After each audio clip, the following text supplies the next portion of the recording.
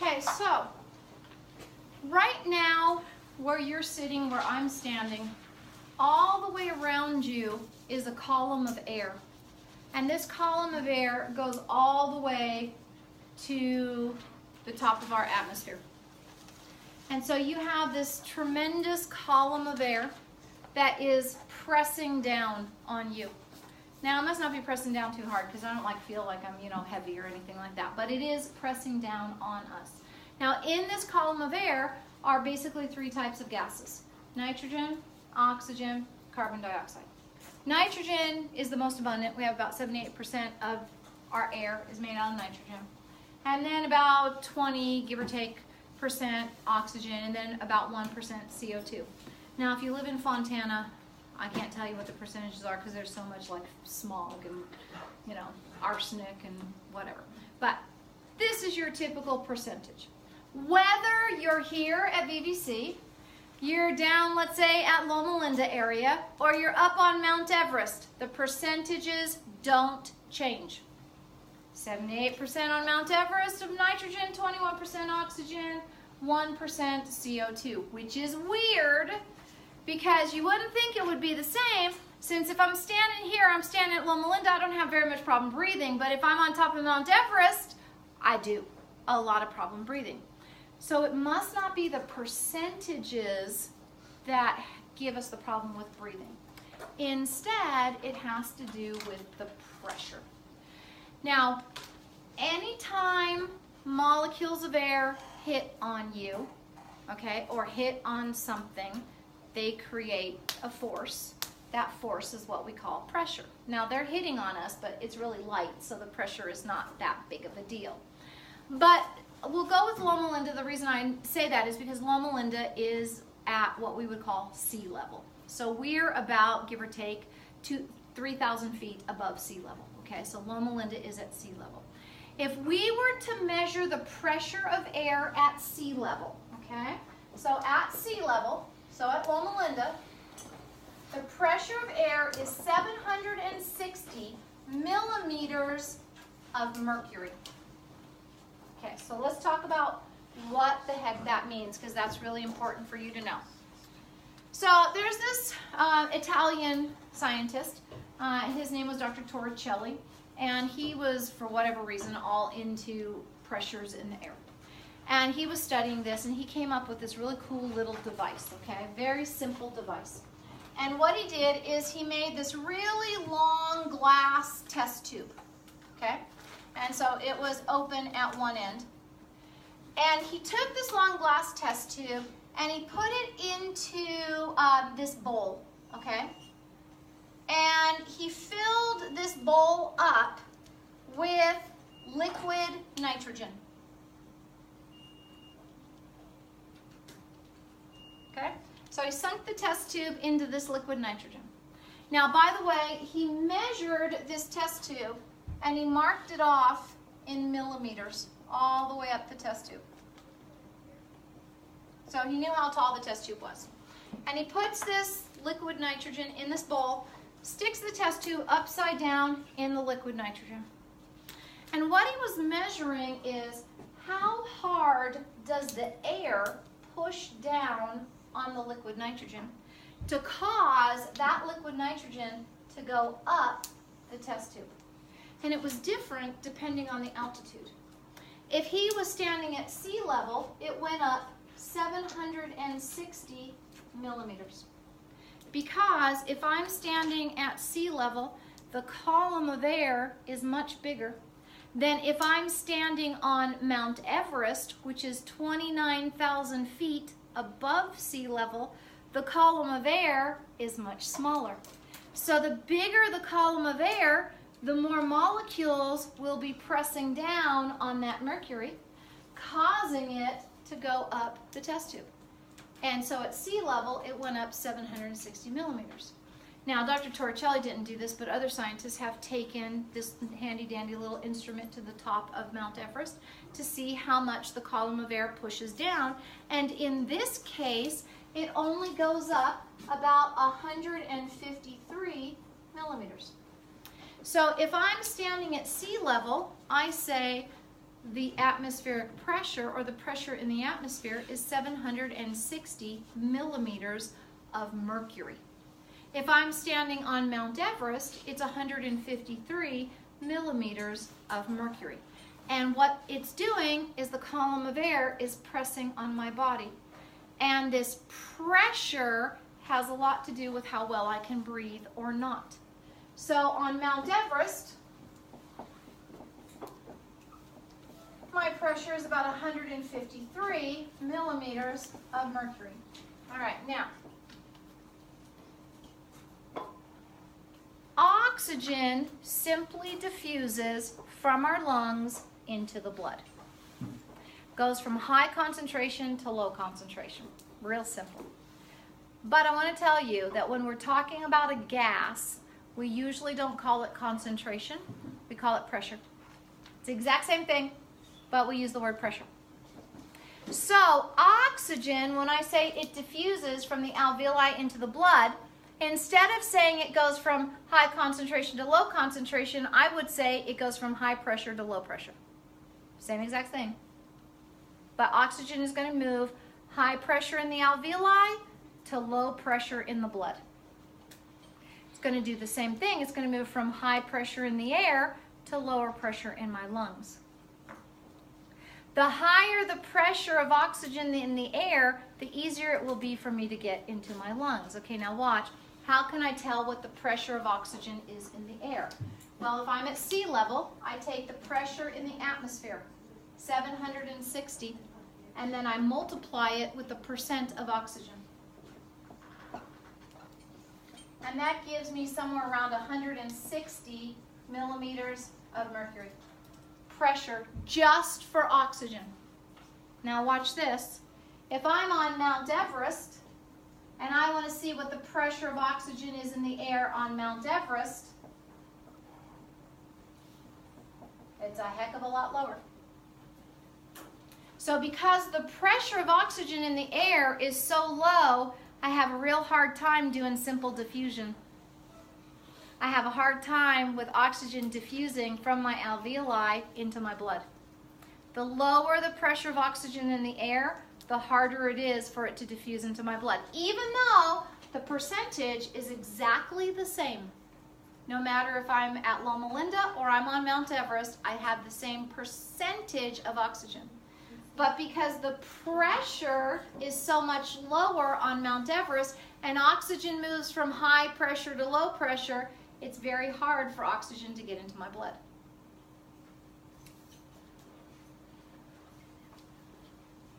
Now the weird thing is, I don't know if you've ever, oh go ahead, I'm sorry. So some people basically athletes, they train to have I was just going to talk about that. So let's go there. That's a great question. So I don't know if you've ever seen any of like these special shows on television where people are climbing Mount Everest, okay? And one of the things that I find really interesting is these guys who are super trained athletes, okay?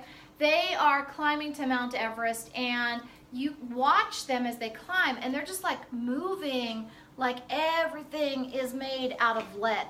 And it takes them so long.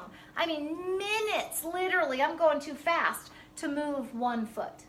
I was watching one, this is a long time ago, and some guy was talking to the other guy and saying, we got to go back down. We don't have enough time. There's only 5 hours left before it gets dark.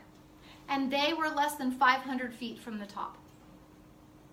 But they had to go down. They never made it to the top, because it would have taken them longer than 5 hours to get to the top. That's crazy. Why are they moving so slow? Not enough oxygen, therefore they don't have enough ATP. They don't have enough energy. But then, here's the funny thing. So these guys are moving like they're made out of lead, and there's this Sherpa who runs up ahead of them to pick something up on the top and runs back down. You can see the guy running in the TV show. How the heck is he doing that when these other very well-trained athletes are walking like their legs are made out of lead? Well, a Sherpa is somebody who lives in Nepal naturally, and they typically live at 20,000 feet above sea level. And We learned this the other day in blood pressure. When the oxygen supply is low in your blood, you make erythropoietin, which helps you to make more red blood cells. The more red blood cells I have, the more oxygen I can carry. These Sherpas have so many red blood cells. Their blood is like, thick chocolate. It's super, super thick. Tremendous amounts of red blood cells. Therefore, they can carry lots and lots of oxygen. So for them, it's just like running up a hill. They do it all the time, every day. Get paid lots of money to carry all these people's equipment up and down the hill. So, oops, I left something on Everest. So let me run up and get it. And literally, that's what they're doing. And they're not out of breath because they have so many red blood cells, they can carry so much oxygen. But here's a problem for them. They've lived up there all their life, and they can never, ever come down to sea level. Because once your blood gets that thick, and it's been like that all your life, your heart has to pump that thick stuff. It's like sludge. It's got to pump it. So the heart has to become really strong. It gets much bigger and it becomes much stronger. So what would happen if these people came to live down at sea level? Plenty of oxygen in the air. Don't need as many red blood cells. I won't make as much erythropoietin, and my blood cells will die off in time, and my blood will become super thin. But my heart will still be very strong. And my blood is so thin, and my heart is pumping so strong, that my blood pressure goes up, and I start popping capillaries all over the place and die. So if they are born and raised at super high sea level like that, their heart is so strong, their body can't handle coming back to sea level. But now athletes who they go and practice at sea level, they're doing something called legal blood doping. Now, illegal blood doping used to be, I can take blood from my own body, I'll have it put in a refrigerator for a while, and right before I go do a sport, I'll inject more blood into me. Because the more blood I have right before I do the sport, the more oxygen I can carry, the more ATP I can make, and it makes a big difference. And a lot of people used to do blood doping before they did a sport. Now, the reason that that's illegal is because the more blood you put in the bloodstream, the higher your blood pressure also. And then you go to do this sport, which also raises your blood pressure, and now these athletes were killing themselves. And so they said, no blood doping. So then athletes decided they'd get around it. So now they all practice like in places like Big Bear. Because if you can go and stay at a place that is 8,000 feet or above, there's not as much oxygen pressure. And you'll start making more red blood cells naturally. You'll carry more oxygen. So when you come down to sea level, you have more ATP. But you still have the heart problem. You still have that heart problem. You still have the high blood pressure. They don't care. Winning is everything. They don't care if they kill themselves. Was that why sometimes when people go to Big Bear or Arrowhead or whatever and they've lived through their whole life, they come back and they're like sick? Yeah, because it's a higher altitude. Well, my friend goes and then she comes back and she's like sick for 2 days, like exhausted, like she just can't function. Yes, because she's been doing a lot of things on very low oxygen levels. And so you lose ATP, and it can make you very sick, very tired. And some people are really sensitive to it also. No wonder. I went to Oktoberfest in Big Bear and got trashed. Just off a few beers. Yes, because you have less oxygen. You have less oxygen, and so the alcohol does affect you more. No wonder. That's why everybody likes Oktoberfest in Big Bear or Arrowhead. It's all about the less oxygen levels. That keg had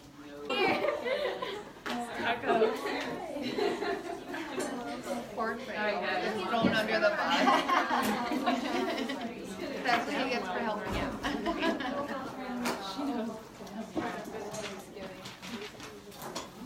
Okay, so we're going to talk about external and internal respiration.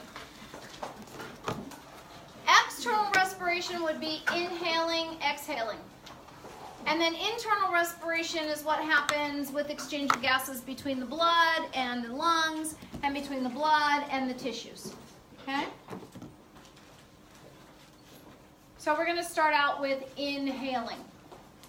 So when you breathe, it's a little bit different from your heart beating because your heart is beating like 72, 80 beats per minute. You're not breathing that fast.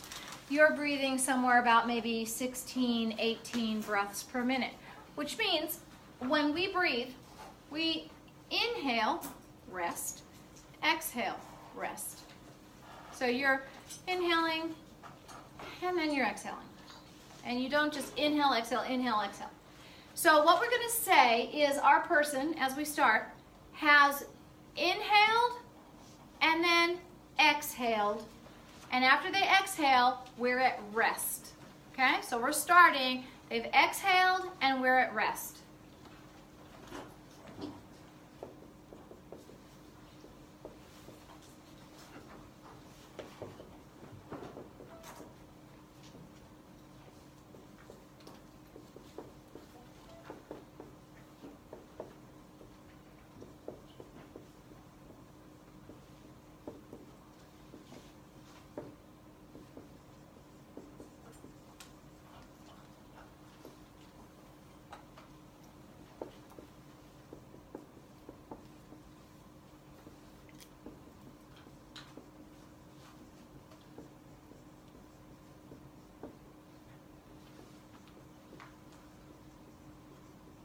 So when the lungs are at rest,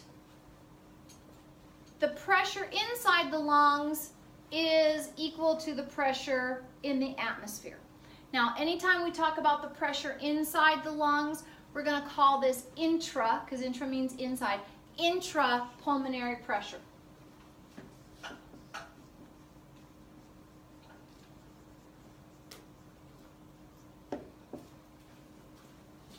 So we've inhaled, and then we've exhaled, and we're at rest.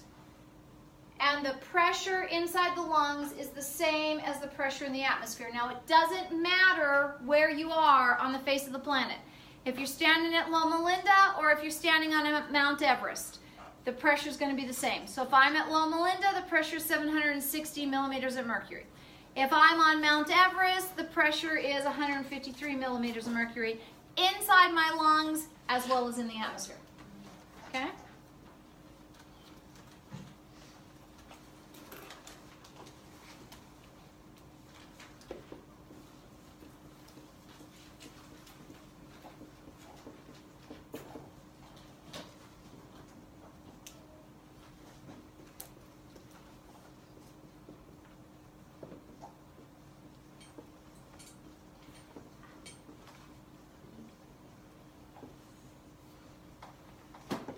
So now I'm at rest.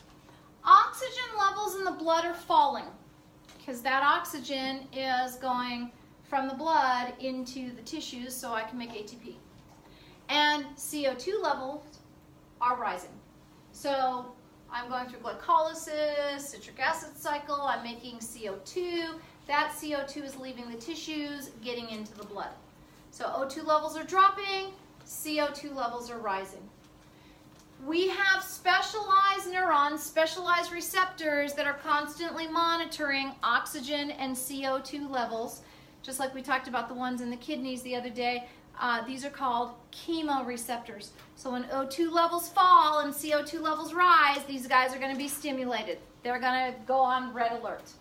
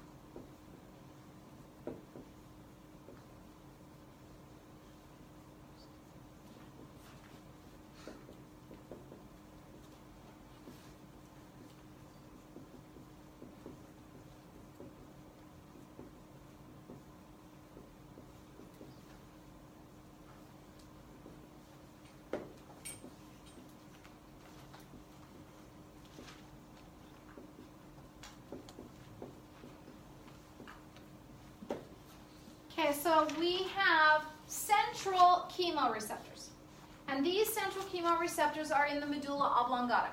And these central chemoreceptors are going to be stimulated when CO2 levels change. The CO2 levels are going up.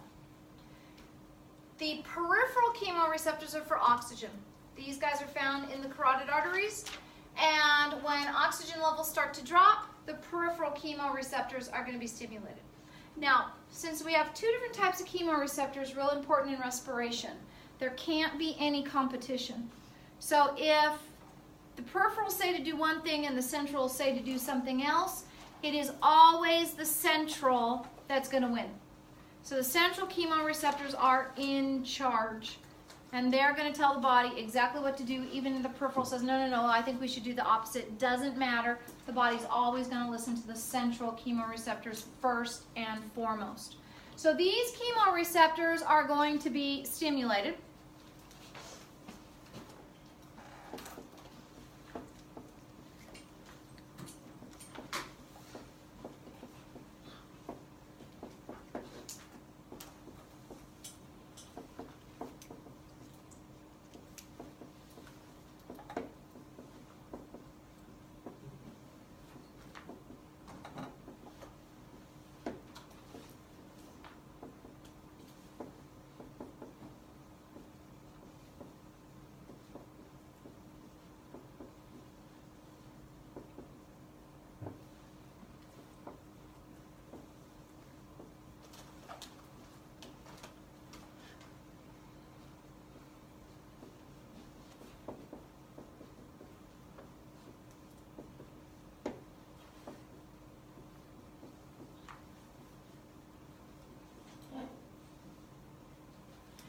The chemoreceptor's job is to turn on the respiratory center in the medulla oblongata. And when this respiratory center is stimulated, it then stimulates the phrenic nerve. Now, hopefully you remember from dissecting your cats, you have that phrenic nerve that spreads out all through the thoracic muscles.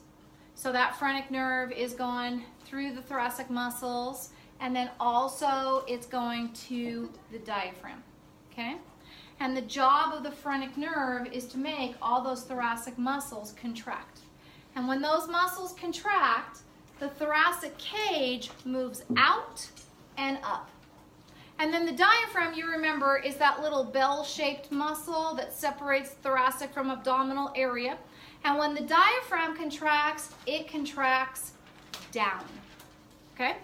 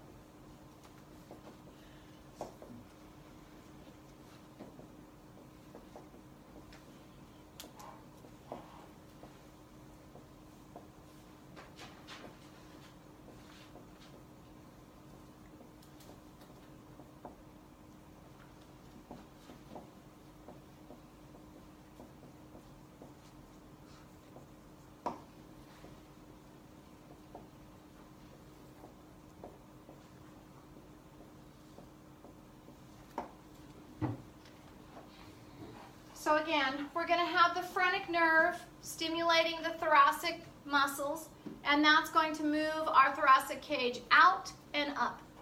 And then we're also going to stimulate the diaphragm, and this is going to cause the diaphragm to contract down. Okay, now we already talked about this a little bit ago. And remember I told you that the pleural membranes, the visceral pleura is attached to the lungs, and then the parietal pleura is right on top of that. And then that parietal pleura is attached to the thoracic wall, also attached to the diaphragm. So what's going to happen to my lungs when the thoracic cage moves out and up? My lungs are attached to this thoracic cage, aren't they? So when my cage moves out and up, what's going to happen to my lungs? They're going to be pulled out. They're going to expand. And what's going to happen to my lungs if my diaphragm contracts down? It's going to pull my lungs down, right? So my lungs are going to be pulled out, and they're also going to be stretched down. What's going to happen to the volume of my lungs? If I stretch them out in both directions, I stretch my lungs out in this direction, I stretch my lungs out in this direction. What happens to the volume of my lungs? They get bigger. Exactly. Okay, now, super important. When we talk about pressure, and we're looking at a container, like your lungs, but any container, doesn't matter. You're looking at a container, and you've got gas in that container. If you make that container bigger, the pressure will go down inside the container. If I make the container smaller, the pressure will go up inside the container. I always like to give the example of, let's say that I have a cage. It's not a very big cage, just a kind of a small cage like this, and maybe like 2 feet by 2 feet cage, okay? And I put into my cage 2 adult rats. Now, they're probably going to be okay, 2 rats in a 2 foot by 2 foot cage. But what if I keep my cage 2 feet by 2 feet, and I put into my cage 20 adult rats? Is there going to be a little pressure in that cage? Yeah, they're not going to be real happy with each other, because they're like banging against each other and banging against the walls, and there's not a lot of room.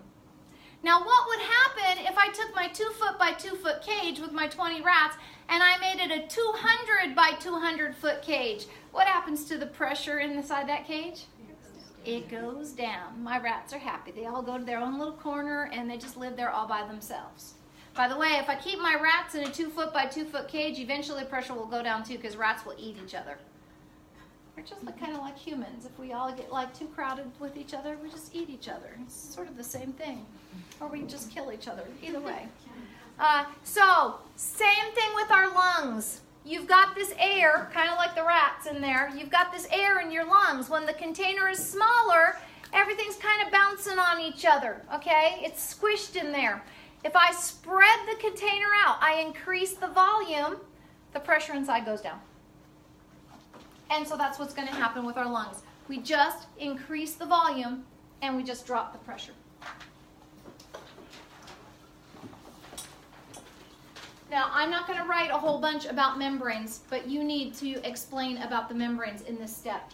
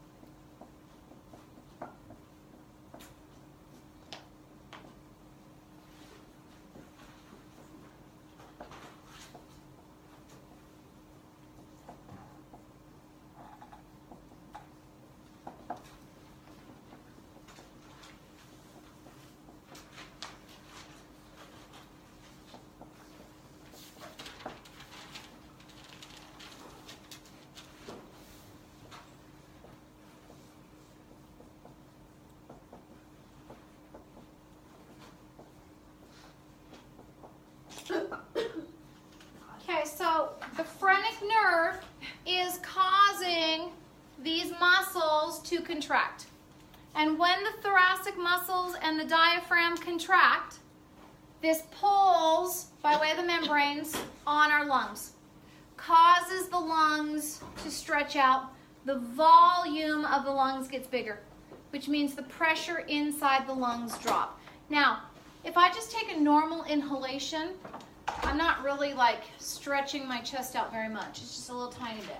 So I'll only stretch my lungs out a little tiny bit. So pressure will only change or drop about maybe 4 millimeters of mercury. But what if I want to take a really deep breath? I'm stretching my lungs way far out. Pressure would drop more. So in a normal inhalation, I'm only going to drop about 4 millimeters of mercury. Now, if I say I started at 760, now I'm about at 756. Okay. So, most people believe that when you inhale, what you're doing is you're sucking air in. Okay? That is not at all what happens when we inhale. Okay? So now remember, we've got this column of air all around us. And this column of air is creating a pressure. And let's pretend we're at sea level and say the pressure is 760 millimeters of mercury. So I have this pressure of 760 in the air. And I have just stretched my lungs out. And the pressure inside my lungs right now is 756. The pressure in the atmosphere is higher than the pressure inside my lungs. And air moves from a high pressure to a low pressure. So that column of air with the pressure of 760 will literally push air up my nose, down my throat, and into my lungs until equilibrium. And that's how I inhale. I do not suck air in. It is literally pushed into my body. Kind of like how our vacuum cleaner works. You turn on a vacuum cleaner, and the first thing the engine does is that motor drops the pressure inside your vacuum cleaner. Now the pressure outside is higher than the pressure inside, and the column of air is pushing into your vacuum cleaner.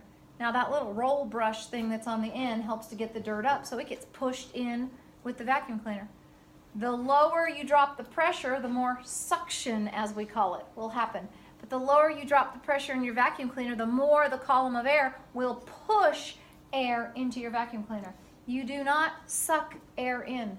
It doesn't happen.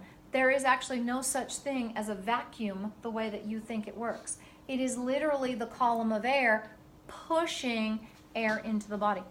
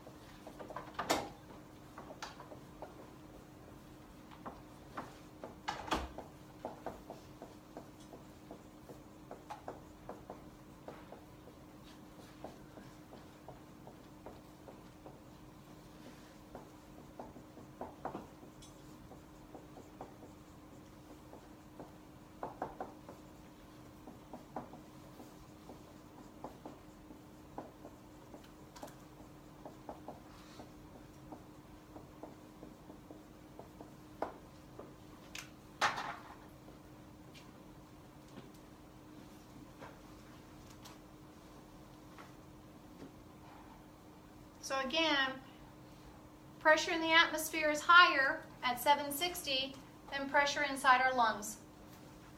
And air is going to move from high pressure to low pressure until we reach equilibrium. So you're going to move approximately 300 milliliters of air into the lungs to fill that container up. And eventually it will hit 760. So you'll have 760 in the lungs, 760 in the atmosphere. So you just inhaled and came to rest. And anytime you're at rest, whether you inhale and rest or exhale and rest, at rest, the pressure in your lungs will equal the pressure in the atmosphere. And that's the end of inhaling.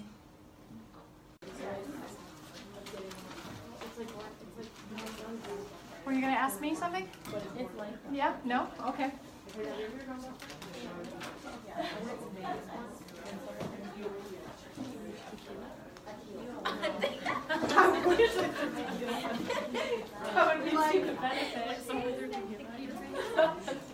Thank you. Speaking of tequila, that song just came up in my head.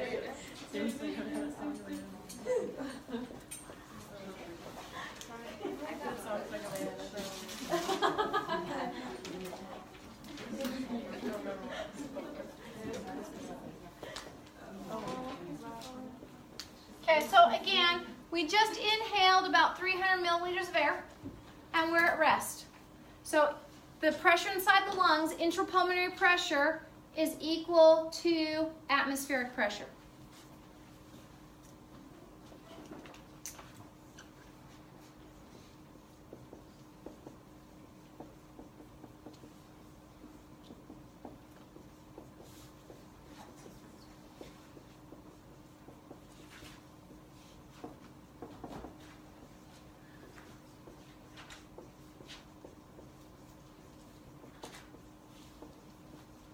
So in the lung tissue itself, we have what are called stretch receptors. And these stretch receptors obviously are stimulated by the lungs stretching out. When they fill with air, these stretch receptors are going to be responsive. They're going to turn on. And they're going to send information to the respiratory center in the medulla oblongata.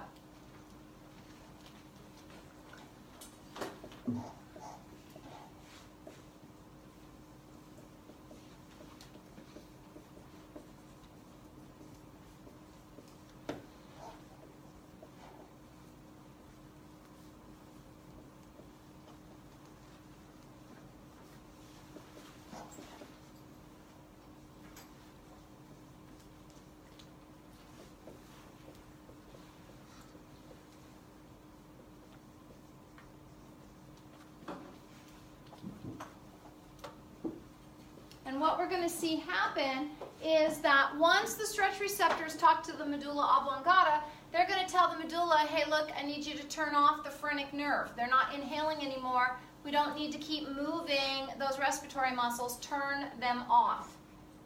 And when the phrenic nerve turns off, the respiratory muscles relax.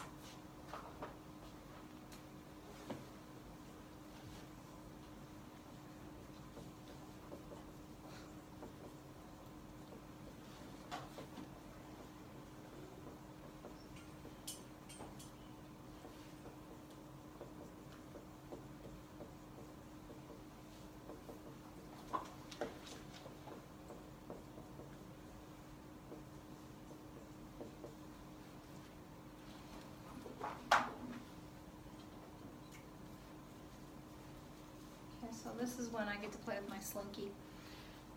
All right, so remember I told you, super important concept, okay?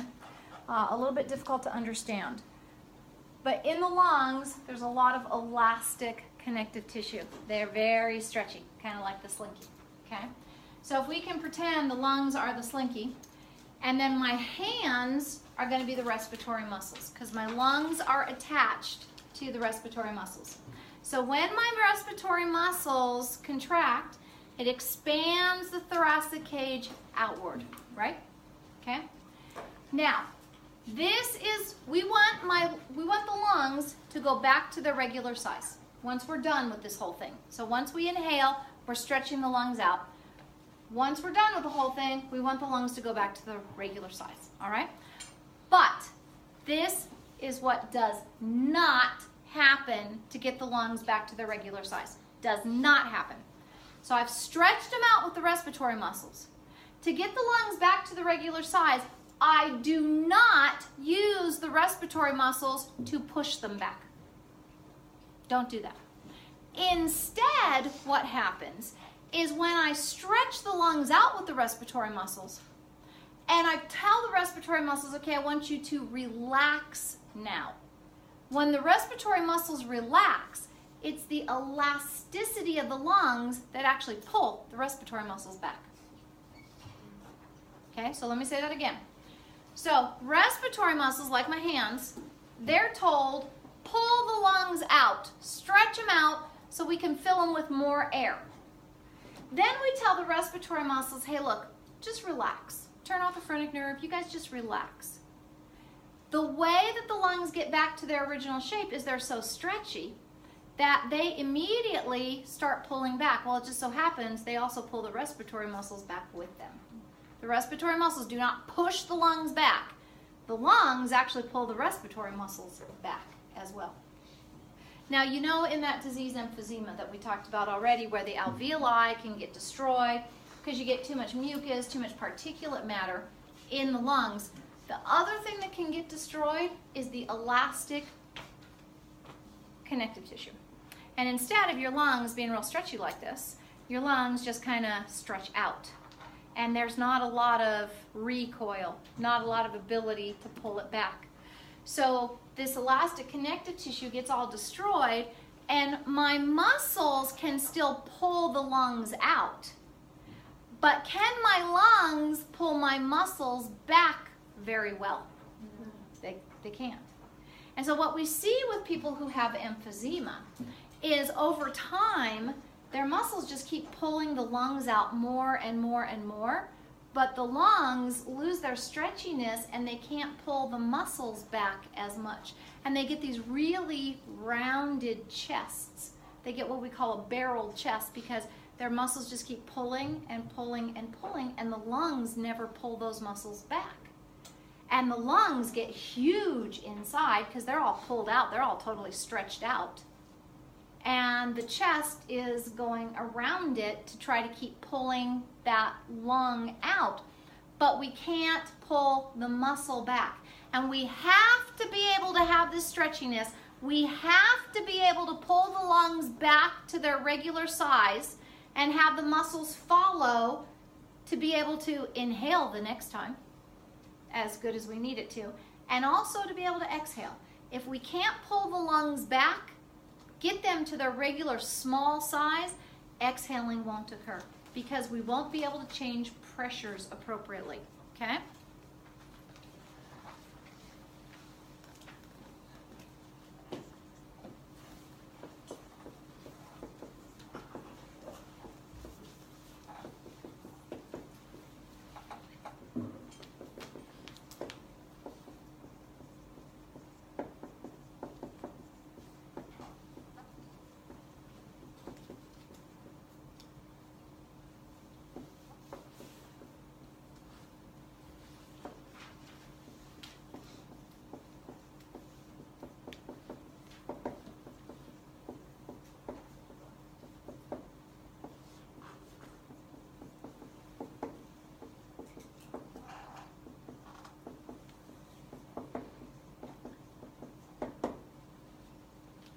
So the lungs have this elastic connective tissue, and they are able to recoil, pull themselves back to their original smaller size.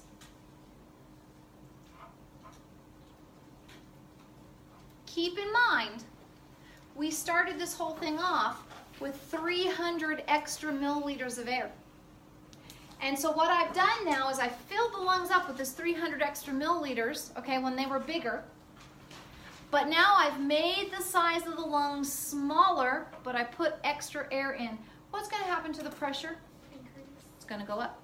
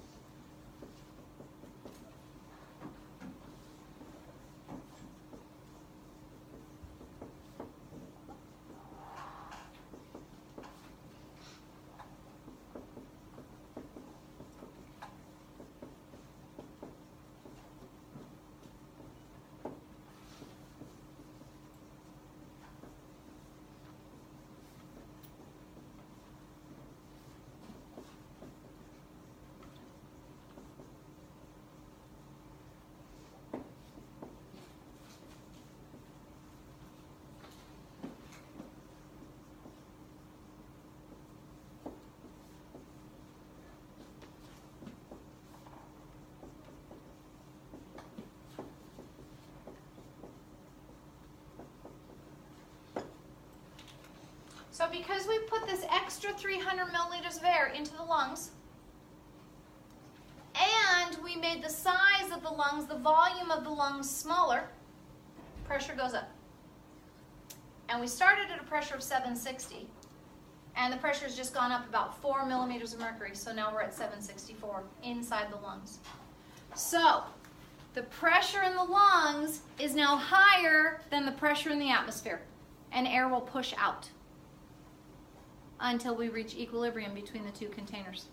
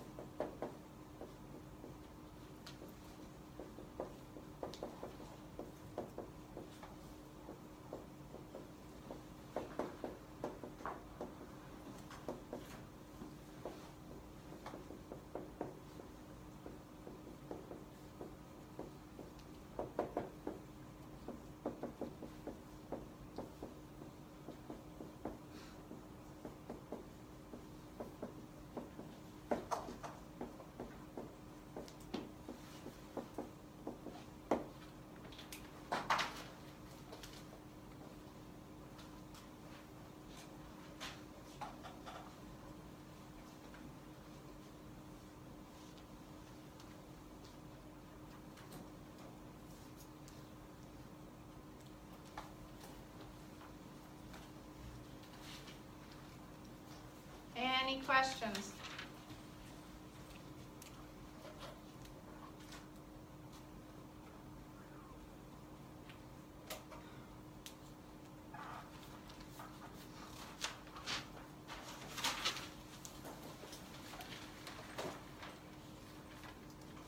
All right, so let's see if you get this, if you grasp what's going on. All right, so I'm going to make a specialized room, okay? It's my own magic room, so I can do whatever I want in this room. So I'm going to make this real special room. And we're going to put a two-way mirror in this room so we can all watch what's going on inside the room. And the one thing about this room is I can press a button and change the pressure in the atmosphere instantaneously. Okay? So we'll just like take an anatomy student because we don't care about them. We'll put them in our little room, okay? And we're going to make the pressure in our room 760 millimeters of mercury, like it's at sea level atmospheric pressure, okay? And we're going to watch this student in the room. We're going to watch them inhale and exhale, and inhale and exhale. And right before they inhale, I'm going to change the pressure in the atmosphere from 760 to 764. What will happen? Think about it. Right before they inhale, I'm going to change the pressure from 760 to 764. Okay, now here's the trick. This is all you got to remember about which way air goes. It's always going to go from high pressure to low pressure. So what's my pressure going to be right before I inhale? Right as I'm lifting my chest and I'm just starting to inhale, what's the pressure in my lungs? Look at your notes. You wrote it down. What's the pressure in my lungs as I'm lifting my chest? 756. And what did I do to the pressure in the atmosphere? I made it higher. I made it 764. So now the pressure in the atmosphere is much higher than normal, and the pressure in my lungs is only 756. Which way will air move? In. That person will take in a deeper breath than they thought they would. Like, when they just thought that they were just going to breathe normal. So after you're done laughing, we'll do this again. Just joking. You'd be laughing at them if you got to see it, because it's funny. I've seen it happen to people. It's really funny. Okay, so now we're going to, get them back to normal, and we'll do 760 in the chamber, and they're inhaling and they're exhaling, and they're inhaling and exhaling, and right before they inhale, I'm going to change the pressure in the atmosphere from 760 to 756, what will happen?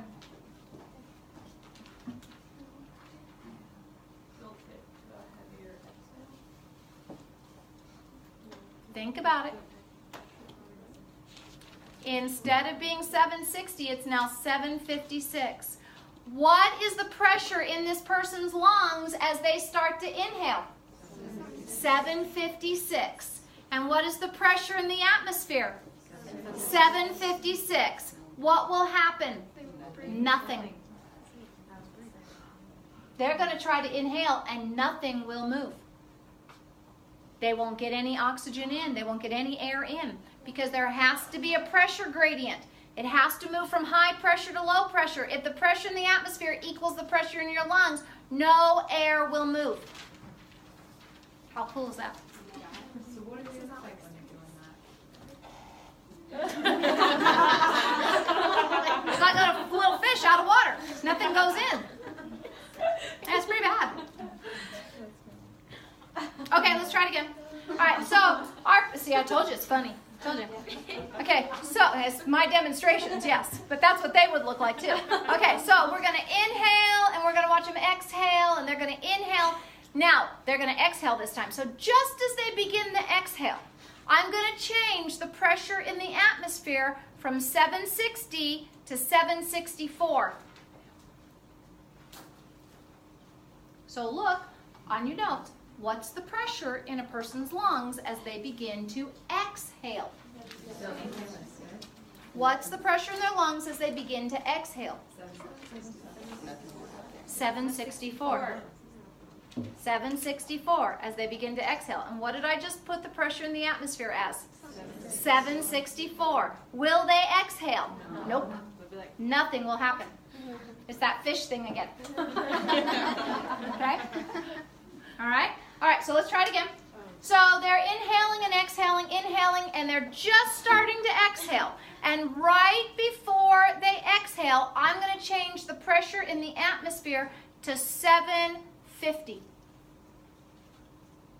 What will happen? Huge exhale. Okay? Because what's the pressure in their lungs? 764. Pressure in the atmosphere was 760, so you'd get a little exhale.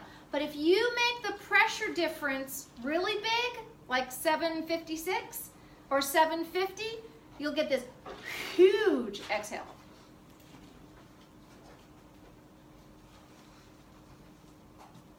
Question. How does yawning work? Nobody has a clue. Nobody knows why we yawn, how we yawn. The fact that we talk about the word yawn makes us yawn. I'm sitting here going, don't yawn, okay? Just as I'm saying the word. Nobody knows. And you know what's really weird? Every animal yawns, even insects. Fish yawn, ants yawn, everything. Every animal yawns. We don't know what it's for. People used to think that yawning was due to a buildup of CO2 in your system and then you had to push it out. That's not true. You don't have any excess CO2 when you exhale. Some people have said that yawning stretches the muscles in the face, which activates an area of the brain called the reticular activating center. This is the center that makes us more awake. See, you're doing it. More awake or more asleep.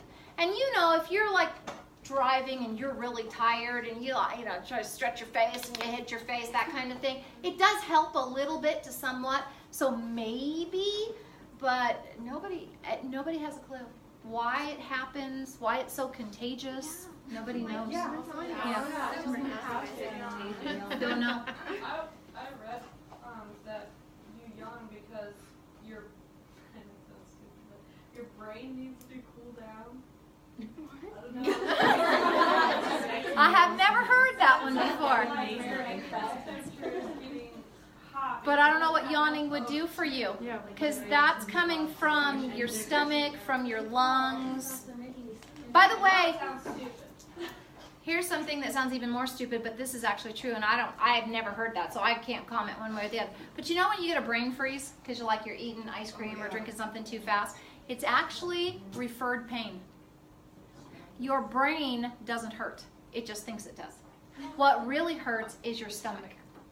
So if you can warm your stomach up really fast, the brain freeze will go right away. So one thing you can do is like blow into your hand, which pushes some hot air back into your stomach, and that'll make it go away faster. Or if you drink something a little bit warm, it'll go away right away. It's referred pain. God, it was crazy. Like a trigeminal headache. Yeah.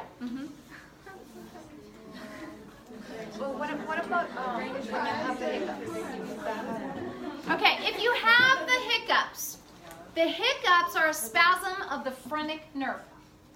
And the phrenic nerve is making your muscles jump, okay? I can tell you the absolute 100% for sure will always cure your hiccups, but it's a little gross. Part of your phrenic nerve travels through the roof of your mouth. And you have to have somebody else do this for you. You absolutely you can't do it yourself. It doesn't work for whatever reason if you do this yourself. So whoever's going to do this, make them wash their hands first. And what they have to do is you have to sit there as relaxed as you can with your eyes closed. And they have to put their finger in your mouth and tickle the roof of your mouth till you just can't stand it. And I'm telling you, if you get bad hiccups, I promise they will go away every single time. Why can't you do it? Because I don't know. I'm not even going to guess. I don't know why you can't do it, but you can't do it yourself. Probably because you wouldn't do it until you can't stand it. So why do little kids have hiccups more than adults? They don't. Lots of adults have hiccups. And one of the theories of hiccups is that it's from an allergy. Yeah, maybe. Well, because they say that, like, when I was pregnant, my son had hiccups all the time. Like, Isn't it didn't matter annoying? What I ate, what I didn't eat, what I was doing. It's so like, he would annoying. just have the hiccups all the time. But adults can have hiccups too. Some people have hiccups for years. Yeah, years. I have it like at least. They haven't tried the Dr. Harvey cure for hiccups, though, I'm sure, because they would go away. Question? So then what's the difference between when someone has to, like when they take in a deeper exhale because of difference in pressure, and then when you were talking about like a few weeks ago where you see people who will like randomly like breathe in really deep? Okay, that random breathe in really deep is usually due to stress, and the stress hormones can affect the medulla to force you to go, because usually when a person is stressed, they forget to breathe. And you'll sit there for a long time not breathing.